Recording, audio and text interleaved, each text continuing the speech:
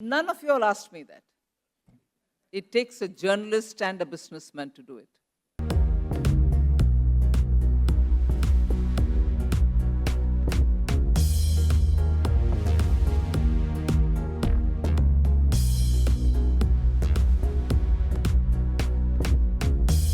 Mr. Anant Goenka, co-chair of FICCI Maharashtra State Council. Congratulations on a very good budget. I add to all the line of compliments you've been getting. I think it's really one of the better budgets we've seen, in all these years. A lot has been said about MSME, so I won't go there. But on green, you're in Mumbai. This last month, we've had 2 days where Mumbai has been the most polluted city in the world. You've said a lot about green. What realistically can we do to help and try to convince industry to adopt more renewable energy in their manufacturing? First question. Second question was around anything you'd like to say on disinvestment. That was one thing that we thought we haven't heard much about. And the last question might not be related to the budget, but is there, what would your message be to the RBI and the MPC now? Given that foreign... Just 1 minute, huh? If you permit me, because Anant is a friend and after all, we've had kind of exchange. He represents a very powerful pillar of the democracy, so it doesn't matter if we have a little, banter with him. Where did I start? No, sorry. You spoke about disinvestment, then you also spoke about green.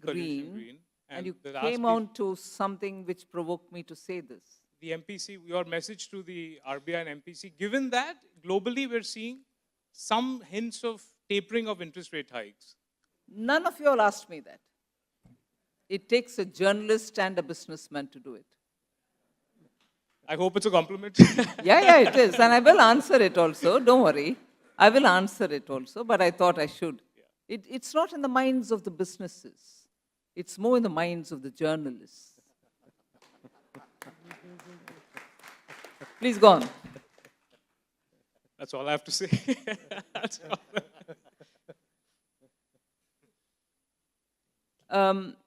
The concern that you've expressed about green, I fully appreciate it. There was a time when we thought very landlocked kind of cities and towns are the ones which suffer from very severe air pollution and so on. I take the example of Delhi, which is unfortunately severely affected. And also very many solutions are being discussed, but we've not seen considerable progress.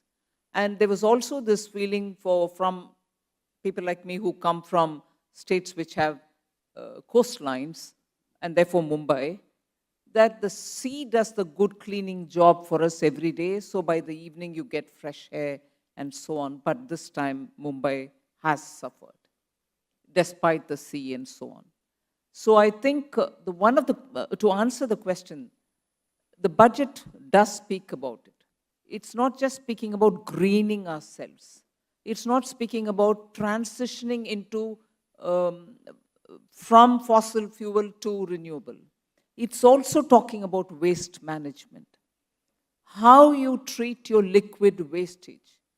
How do you really get to the stages of, cleaning that up so that that doesn't add to pollution of a different sort, but yet pollution. Dry waste, humongous waste in metropolitan cities where our population is such that there's a disproportionate planning for managing dry waste also. You end up having huge piles of dumps, which themselves generate certain gaseous air, which affect us. So urban planning, and I must, give a word of compliment also for the ministry. When it comes to the question of state borrowing limits, on which the center has a right to broadly direct it. Borrowing has been, to a minuscule extent, linked with performance in reform, inclusive of urban planning, waste management, and so on, so many other components. Some states are very good in responding, saying, this is an opportunity for us to clean up and give better air, give a better environment and so on.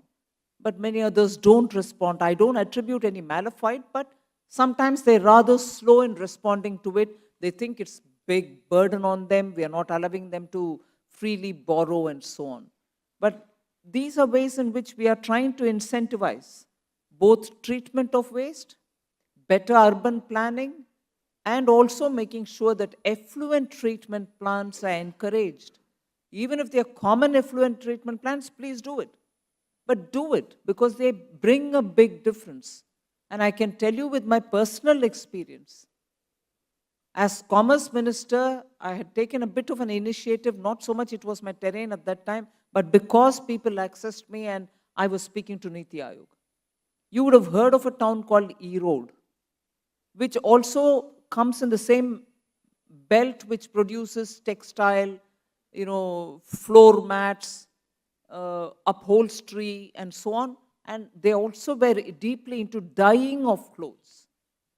And that area has a beautiful river called Bhavani. Bhavani River's water used to be like crystal, sweet crystal, very sweet. I remember my childhood, Bhavani water used to be, you can see it clean. And if you take it in your hand and drink it, without fear, you can have a good sip of good water. Today, Bhavani, not today, years ago, decades ago, Bhavani was like, the ink that you fill in your pens. That physically you can see tangibly polluted, and of course you don't need to drink it at all. Smell it, you're done for the day. You would have had 400 cigarette smoke. That polluted area, it was purely because of all these dyeing units pouring their effluents into the river saying it'll go away. But I was happy the industries there together came up and said, we want to have a updated, they had some effluent treatment plants, but they came together, and luckily at that time we were very quickly able to ramp up some funds and give them something like 250 crores or something. Don't pin me down on this number, but approximately something of that kind. Today I'm glad to say the same industry set of cluster people come and telling me, water relief. It supplies usable water to their households after this. And completely the third level of recycled water is what actually goes very far away somewhere to be disposed of. The city feels very happy because it now has more water for gardening, cleaning, and other things, without the river being affected so badly. And the river has actually revived itself post this. There are so many things which you can come up with solutions. The formulations and policies exist. The moment you come together and say, look, we think this will make a difference, we are here to come and help you. So I would, suggest, Anant, given your position as a leader of business and media, you should mobilize Mumbaikars, and I'm saying this with my Deputy Chief Minister here, former Chief Minister of Maharashtra here, and I'm sure we'll seek their cooperation as well. You mobilize and form clusters for waste treatment. I'm sure the state government will be quite happy to formulate and forward it to the center. And although I'm not from Maharashtra, I respect the state for very many things, inclusive of its literature, language, the dedication it has for music, the various fantastic cultural centers. Maharashtra deserves a lot more. And I'm sure Chief Minister, former Chief Minister, Deputy Chief Minister will forward your, clustered requests. And purely because of my admiration for the state, I'm not an MP from here, I'm not a whatever from here. There are stalwarts from this state, I respect all of them. But still, I'll do my little bit to make sure this is moved faster. Mumbai deserves to have better climate. And I'm very happy you asked this question. Our next speaker is Mr. Nalin Jain. Sorry, ma'am, just 1 minute. Yes. Did I miss out on anything else you asked me? I went effusively on Mumbai and... Right. Just one minute. On disinvestment, we have the Secretary Deepam here. Disinvestment, as ma'am also clarified, in one of the interviews, that it's actually an ongoing scheme. This is not something which is new. I mean, this is an ongoing policy, and we have several transactions which have to be taken to the logical culmination. And we also have to be mindful of the markets as well as the interest of minority shareholders.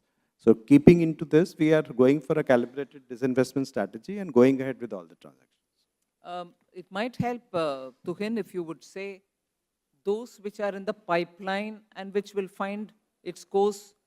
Almost everything which has been approved by the cabinet is in the pipeline. Yes. But which are in the forefront, which are sooner to, it might help to give them a picture.